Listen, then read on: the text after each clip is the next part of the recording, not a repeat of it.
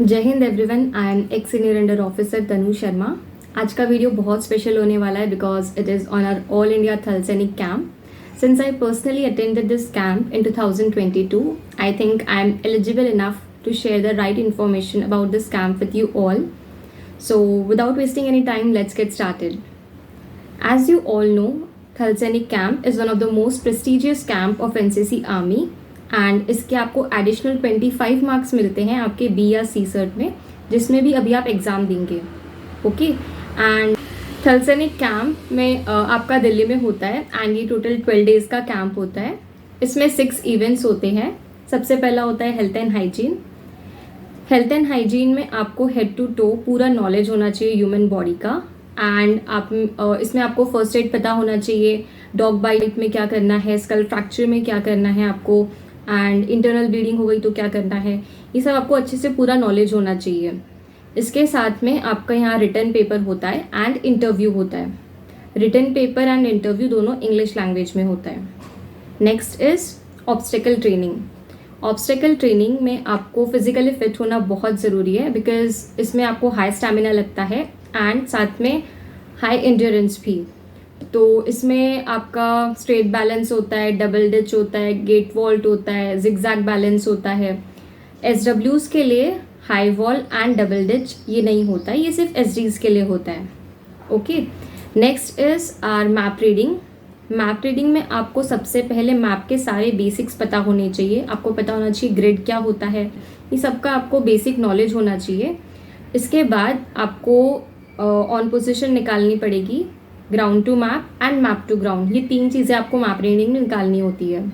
Okay, and जो own position आप निकालोगे उसके बेसिस पर ही आपको ground to map and map to ground निकालना पड़ेगा। Next is tent pitching. Tent pitching में जनरली 8 कैडेट्स होते हैं। इन 8 कैडेट्स को 6 मिनट्स में एक टेंट खड़ा करना होता है। एंड जो आप टेंट खड़ा करते हैं उसमें आपको बाकी सारी चीज़ें भी अरेंज करनी होती है, जैसे आपका किट हो गया, पलंग हो गया, शूज़ हो गया, ये सब आपको चीज़ें आपके टेंट के अंदर अरेंज करनी होती है। Next is JDFS, that is judging distance and field signals. Judging distance and field signals दोनों एक कॉमन सब्जेक्ट ही है, बट इनके जो प्रैक्टिकल होता है वो अलग अलग होता है। आपका थ्योरी एक ही होगा। जैसे कि अगर 8 कैडेट्स हैं, JD एंड FS के टोटल मिला के 8 कैडेट्स हैं, तो वो उसमें से 4 कैडेट्स जो हैं वो JD का प्रैक्टिकल देंगे एंड बाकी के 4 कैडेट्स जो होंगे वो FS का प्रैक्टिकल देंगे। बट ये कंबाइन 8 कैडेट्स जो होंगे वो एक रिटन पेपर देंगे JDFS का, judging distance and field signals का। तो पहले हम थ्योरी की बात कर लेते हैं, जो प्रैक्टिकल पार्ट आता है। प्रैक्टिकल में आपको जो जजिंग डिस्टेंस का प्रैक्टिकल होगा उसमें वो आपको कोई भी एक रैंडम जगह पर लेके जाएंगे एंड या तो वहाँ फ्लैग्स लगाए होंगे उन्होंने ग्राउंड पे जो आपको जज करने बोलेंगे कि आप डिस्टेंस जज करिए उसका, या फिर वो आपको कोई भी रैंडमली कोई घर या कोई टावर दिखाकर पूछ सकते हैं कि आप इसका डिस्टेंस जज कीजिए। एंड जो जजिंग डिस्टेंस में जितने भी मेथड्स हैं मेजर करने के, जैसे कि section average, appearance method, unit method and bracketing, halving, ये सब आपको प्रैक्टिकली यूज़ करना भी आना चाहिए साथ में। Okay, now we talk about the practical of field signals. Field signals में आपको एक्शंस करने होते हैं by hand, by rifle and by whistle. तो इसमें आपको एक्शंस के साथ साथ आपको बोलकर भी बताना पड़ता है कि हम क्या कर रहे हैं। जैसे जैसे आप एक्शंस करेंगे आपको वैसे उसको बोलकर डिफाइन भी करना होता है। ओके, एंड जो उनका रिटर्न पेपर होगा, ये हो गया थ्योरी की बात। जो रिटर्न पेपर होगा दोनों का, judging distance and field signals का, उसमें आपका field craft and battle craft भी इन्वॉल्व होता है। उसका कोई अलग से सब्जेक्ट नहीं है या वो ना उसका कोई अलग से प्रैक्टिकल होता है। It's a part of JDFS only. तो उसके लिए आपको अच्छे से प्रिपेयर करना पड़ेगा। आपकी जो NCC हैंडबुक है आप उसकी हेल्प ले सकते हैं। TSC की एक अलग से बुकलेट आती है, आपको उसका PDF मिल जाएगा। अब आपका नेक्स्ट आता है फायरिंग। फायरिंग में स्नैप शूटिंग होता है एंड ग्रुपिंग दोनों होता है। इसमें आपका रिजल्ट अलग अलग नहीं आता है, कंबाइंड रिजल्ट आता है एज अ फायरिंग, कि JW का फायरिंग का या शूटिंग का रिजल्ट ये है, SWs की शूटिंग का रिजल्ट ये है, वैसे ही JDs एंड SDs का जो रिजल्ट होता है वो अलग अलग आता है। एक चीज़ यहाँ नोट करना कि JDs एंड JWs सिर्फ फायरिंग में पार्टिसिपेट करते हैं, वो TSC स्टडीज़ के इवेंट्स में पार्टिसिपेट नहीं करते हैं। वैसे ही अगर आप कोई भी इवेंट में है, टीएससी स्टडीज़ के जो इवेंट्स अभी हमने पढ़े जैसे health and hygiene, tent pitching, MR, JDFS, अगर आप या ओटी, अगर आप इनमें से किसी भी इवेंट में हैं तो आप फायरिंग में पार्टिसिपेट नहीं कर सकते हैं।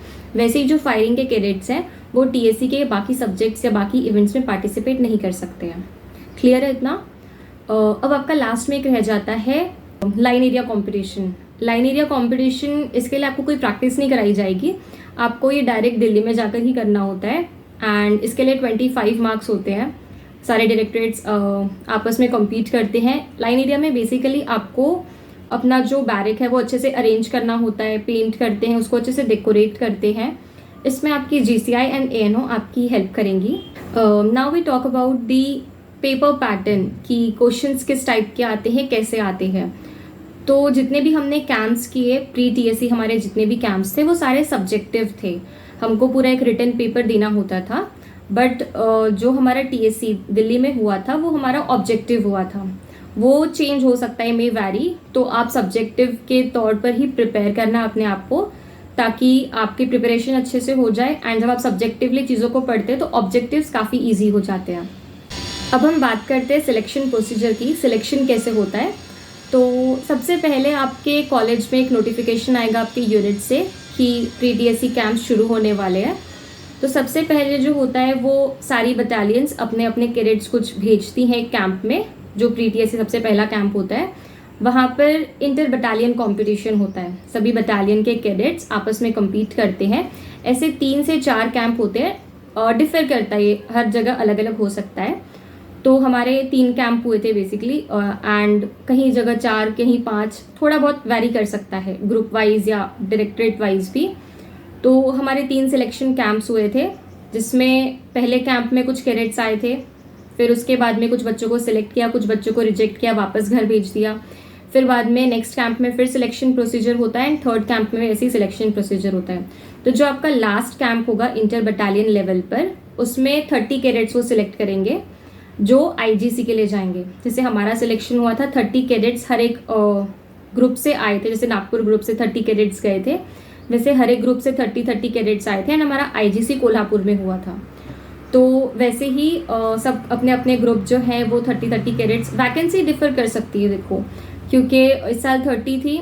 जैसे मैंने इस बार देखा था कि हमारी 30 वैकेंसीज थी एसडब्ल्यूज की, बट जो एसडीज थे उनकी वैकेंसी थोड़ी ज़्यादा थी, इट वॉज अराउंड 50।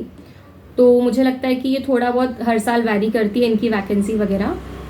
तो सिलेक्शन प्रोसीजर पे थे हम कि कैसे इंटर बटालियन लेवल पर सिलेक्शन होगा। फिर आप आईजीसी इंटर ग्रुप कंपटीशन के लिए जाएंगे। जैसे आप इंटर ग्रुप कंपटीशन के लिए जाएंगे, अलग अलग ग्रुप से वहाँ कैडेट्स आएंगे जो आपस में कम्पीट करेंगे। फिर वहाँ कंपटीशन होगा एंड वहाँ पे भी 3-4 सिलेक्शन कैंप्स चलेंगे आपके। ओके, 3-4 कैंप्स के बाद में जो लास्ट कैंप होगा आपका, उसमें कैडेट सिलेक्ट करेंगे जो दिल्ली टीएससी के लिए जाएंगे। ठीक है, तो उसमें भी वो 30 कैडेट सिलेक्ट करेंगे जो सबसे फाइनली दिल्ली जाएंगे एंड ये सितंबर अक्टूबर तक कैंप चलता है। ठीक है, मई जून में आपका ये शुरू हो जाएगा pre TSC camps and all, and October की फर्स्ट वीक में आप दिल्ली से जाकर वापस आ जाएंगे। तो इतना टाइम लगता है। एंड काफ़ी बच्चों का ये क्वेश्चन होता है कि ma'am what if our exam dates are clashing with the camp dates, क्योंकि काफ़ी यूनिवर्सिटी एग्जाम्स इस टाइम पीरियड में होती है। तो देखिए, अगर आप इंटर बटालियन लेवल पर हैं तो आप थोड़ा आना जाना कर सकते हैं आउट पास लेकर, क्योंकि वो पास में ही होते हैं कैंप्स।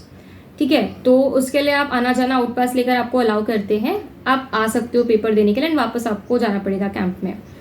बट अगर आप आईजीसी लेवल पर हैं जो थोड़ा दूर है, या अगर आप दिल्ली के कैंप में हैं जहाँ उस टाइम पे आपकी यूनिवर्सिटी एग्जाम्स आ रहे हैं, तो आपको क्या करना है, हर यूनिवर्सिटी कुछ प्रोविजंस करती है स्पोर्ट्स कैडेट्स के लिए एंड या स्पोर्ट्स के बच्चों के लिए और जो एनसीसी कैडेट्स हैं उनके लिए। तो आप अपनी यूनिवर्सिटी में जाके बात कीजिए, वो आपको कुछ फॉर्म देंगे, आपको वो फॉर्म फिल करके कुछ डॉक्यूमेंट सबमिट करने पड़ेंगे एंड फिर आप जो है अपना कैंप्स पूरा करके आप वापस आके एग्ज़ाम दे सकते हैं। एंड जो आपका फिर रिजल्ट आएगा उसमें बैक शो नहीं करेगा, क्योंकि काफ़ी लोगों का ये डाउट होता है कि हमारा बैक तो नहीं शो करेगा वो रिजल्ट, तो उसमें बैक शो नहीं करता है। So it was all about your all India Thal Sainik camp. और इसमें अगर आपको थोड़ा जानना है कि कहाँ से पढ़ना है, तो बेसिकली आप अपनी हैंडबुक, एनसीसी हैंडबुक रेफ़र कीजिए एंड उसके साथ में जो टीएससी की एक बुकलेट होती है इन दोनों की हेल्प से बहुत इनफ हो जाएगा, थोड़ा बहुत आप गूगल की हेल्प ले सकते हैं. And if you still have any doubts about all India Thal Sainik camp, you can comment down below. I'll try to answer all of them. Thank you.